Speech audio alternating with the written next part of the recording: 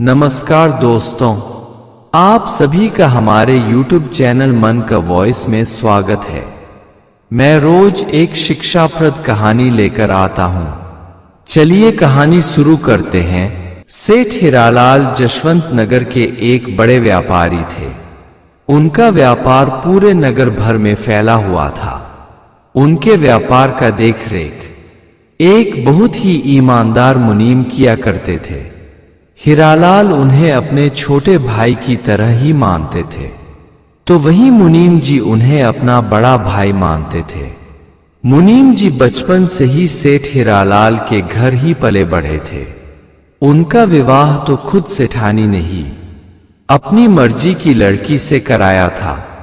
मुनीम जी का अपना कोई घर भी था या नहीं उन्हें याद नहीं था। सेठानी और सेठ की एक ही औलाद हुई थी और वो एक बेटी थी जिसका नाम सेठानी ने बड़े प्यार से माधवी रखा था। मगर दुर्भाग्य की बात, सेठानी बेटी के जन्म के कुछ दिन बाद ही चल बसी थी। मुनीम के बहुत समझाने के बाद भी सेठ ने दूसरा विवाह नहीं किया था, और करते भी कैसे, उन्हें तो कोई गंभीर बीमारी थी। एक बार सेठ हीरालाल बहुत ज्यादा बीमार पड़ गए, तो मुनीम जी को बुलाकर कहा कि लगता है अब मेरा आखिरी समय आ गया है, परंतु इसके लिए तुम चिंता मत करना। मनुष्य तो जन्म लेता रहता है, मरता रहता है, इसमें कोई नई बात नहीं है, परंतु उसे अक्सर मरते वक्त भी अपने औलाद की चिंता लगी रहती है। परंतु उसके औलाद को संभालने वाला तुम सा भाई मिल जाता है तो वो सुकून से मर सकता है। तुम वादा करो कि मेरे मरने के बाद मेरी बेटी माधवी को अपनी बेटी की तरह पालन पोषण करोगे। उसे आभास नहीं होने दोगे कि तुम उसके पिता नहीं हो। उसके बड़ी हो जाने पर उसका विवाह उसकी मर्जी से कर दोगे और उसके बाद मेरी सारी जायदाद उसे सौंप दोगे। मुनीम ने कहा, भैया मैंने आपका नमक खाया है, आपने ही तो मुझ बेसहारे को सहारा दिया है। भला मैं आपके साथ गद्दारी कैसे कर सकता हूं? और फिर मेरी भी कोई औलाद नहीं है। अब माधवी ही है जो आपके बाद मेरे जीने का सहारा है। सेठ जी दुनिया से रुखसत हो गए। मुनीम जी ने माधवी को बहुत प्यार से पाला। माधवी मुनीम जी को पिता और उनकी पत्नी को माता समझती थी। उसे तो अपने माता पिता की मृत्यु का ख्याल ही नहीं था, और मुनीम जी ने भी उससे कभी नहीं बताया कि तुम मेरी बेटी नहीं ही हो, मैं तो सिर्फ तुम्हारा पालन करता हूं। माधवी धीरे धीरे सयानी हो चली। मुनीम जी के प्यार ने उससे आवश्यकता से ज्यादा बिगाड़ दिया था। वह बहुत जिद्दी और नटखट हो गई थी। वह सयानी हो जाने के बाद भी बच्चों जैसा जिद करने लगी थी। एक दिन वह अपनी सहेली नीता के घर गई थी। नीता की मां एक चंचल स्वभाव की स्त्री थी। वह इधर की बात उधर करने में माहिर थी। उसने माधवी से बताया कि तुम मुनीम रत्नलाल की बेटी नहीं हो, बल्कि तुम्हारे पिता तो सेठ हीरालाल थे, जो नेक और दयालु इंसान थे।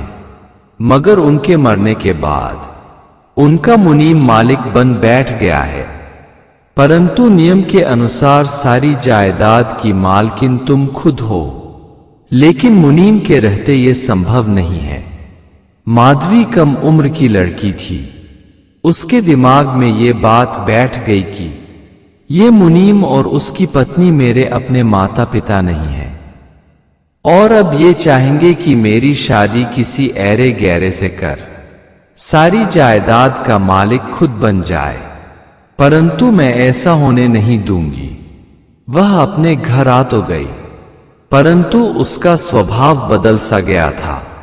उसे अब मुनीम और उसकी पत्नी अपने माता पिता नहीं लग रहे थे। वह एक छद्म भेषधारी ठग मुनीम लग रहे थे। अब वह उनसे बहुत बेरुखी से बातें भी करने लगी थी।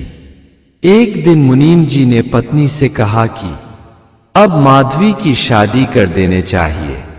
उनकी पत्नी ने भी बात में हामी भरी कि सयानी बेटी घर में बैठाए रखना अच्छी बात नहीं। आप किसी अच्छे जमींदार के लड़के से माधवी की शादी सेट कराओ और हम जल्दी ही इसके हाथ पीले कर दें। माधवी सब बातें सुन रही थी। वह तमतमा कर बोली, मुनीम जी, आप मुनीम ही बने रहें तो अच्छा है। आप मेरा मालिक बनने की कोशिश ना करें। मैं जान गई हूं कि तुम लोग मेरे माता पिता नहीं हो, मेरे पिता के मुनीम हो। आपकी नजर मेरी जायदाद पर लगी हुई है, ये बात भी मैं जानती हूं, परंतु मैं आप लोगों के मंसूबे कभी सफल नहीं होने दूंगी। आपके कह देने से मैं किसी ऐरे गैरे के साथ विवाह कर नहीं जाने वाली। ये जायदाद मेरी है, मैं यहीं रहूंगी और मेरे विवाह के बाद जाना तो आप लोगों को पड़ेगा। मुनीम जी बोले, बिटिया ये तुम्हें क्या हो गया है? लगता है किसी ने तुम्हें भड़काया है। अरे तुम मेरी ही बेटी हो और थोड़ी देर के लिए मान लो कि तुम मेरी बेटी नहीं हो, फिर तुम्हारे सिवा हमारा कौन है? हमारा ना बेटा है, न बेटी है, न रिश्तेदार है, यहां तक कि कहीं रहने का ठौर ठिकाना भी नहीं है। तो फिर किसके लिए धोखा घड़ी करेंगे? हम जो भी कर रहे हैं तेरे लिए ही कर रहे हैं और जिंदगी भर तुम्हारे लिए ही करते रहेंगे। तुम हमारे लिए बुरे ख्याल अपने मन में मत लाओ, हम तुम्हारे कोई दुश्मन नहीं हैं। माधवी बोली, मुनीम जी, ये मीठी मीठी बातें तुम अपने पास ही रखो और मेरी शादी करने का ख्याल अपने मन से निकाल दो। मैं शादी जब भी करूंगी अपनी मर्जी से करूंगी। एक दिन कुछ पैसे लेकर माधवी विवाह करने के लिए दूसरे शहर चली गई। मुनीम तो जैसे डर ही गया। सोचा यह मूर्ख लड़की किसी गलत हाथ में ना फंस जाए, नहीं तो बर्बाद हो जाएगी। भगवान रक्षा करें इस घमंडी लड़की का। वह पहुंच गई दूसरे शहर। उसके पीछे दो आवारा किस्म के मुस्टंडे लग गए। संयोग था कि माधवी की सहेली के पिता उसी शहर में एक सेठ के पास काम करते थे। उन्होंने देख लिया कि मेरी बेटी की सहेली माधवी यहां आई हुई है और दो बदमाश उसके पीछे भी लगे हुए हैं। वे उसे बहला फुसला कर गलत जगह भी ले जा सकते हैं। उन्होंने अपने सेठ के बेटे विशाल से कहा कि देखो छोटे सेठ, वो लड़की हमारे नगर के सेठ की बेटी है। आप उसे किसी तरह से भी सुरक्षित जगह शिफ्ट करो ताकि वह गलत हाथों में ना जाने पाए। आजकल जमाना बहुत खराब है, इंसान पशु से भी बदतर हो जा रहा है। सेठ का बेटा अपने मुनीम की बात मान माधवी के पास गया।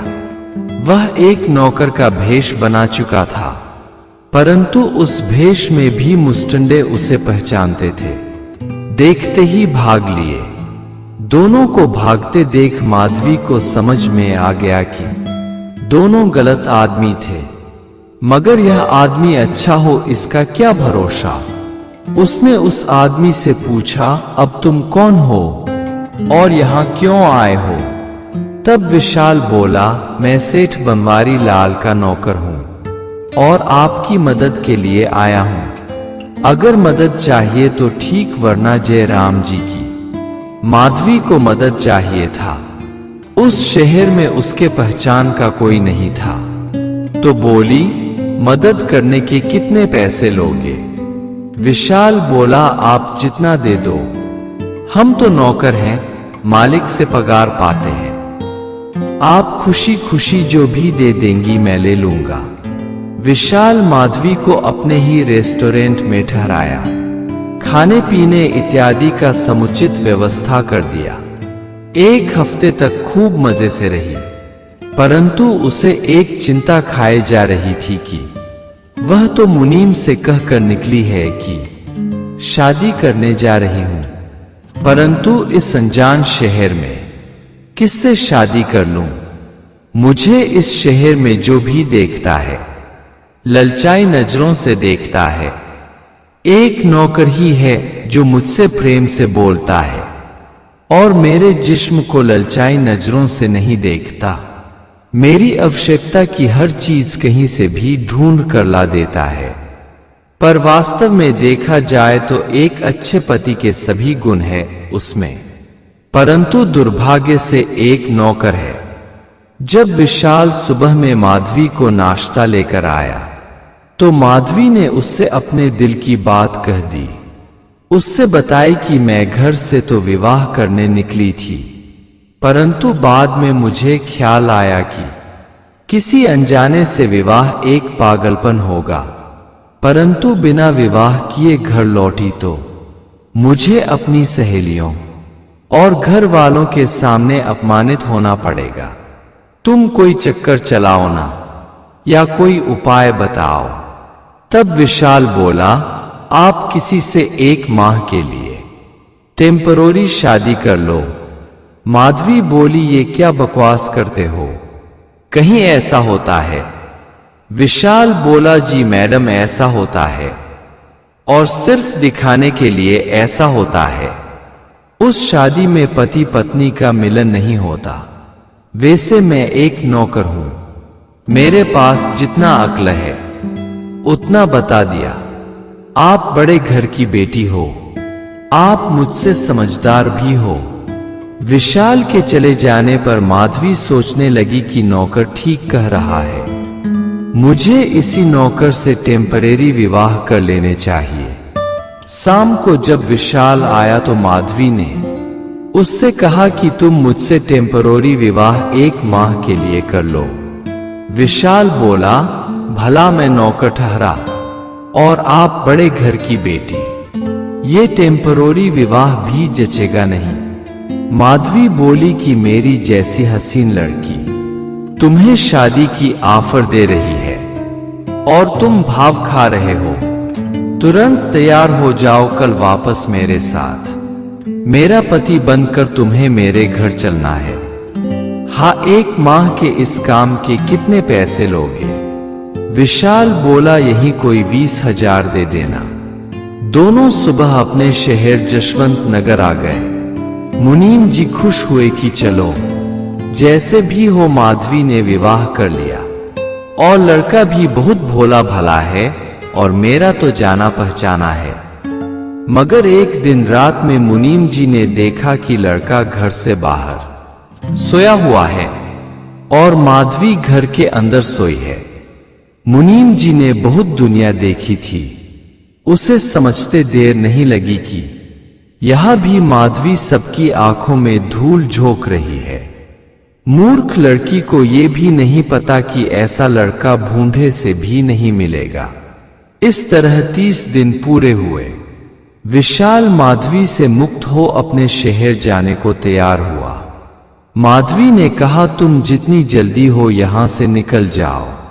मैंने अपनी सहेलियों से बता दिया है कि मेरे पति बहुत बड़े सेठ हैं। अभी तक किसी को खबर नहीं हुई है कि तुम एक मामूली नौकर हो।